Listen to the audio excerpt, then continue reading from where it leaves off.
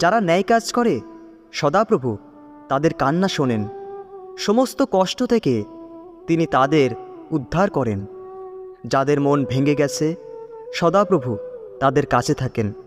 যাদের অন্তর চুরমার হয়ে গেছে তিনি তাদের উদ্ধার করেন।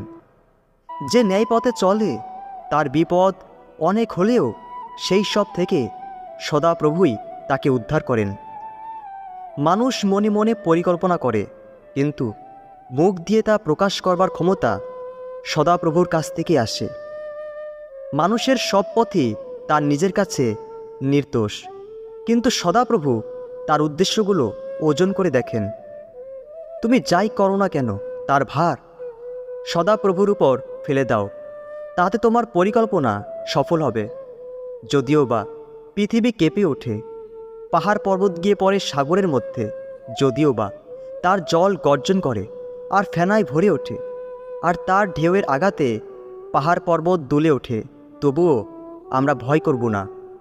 তোমার বিপদের দিনে তুমি আমাকে ডেকো, আমি তোমাকে উদ্ধার করব, আর তুমি আমাকে সম্মান করবে।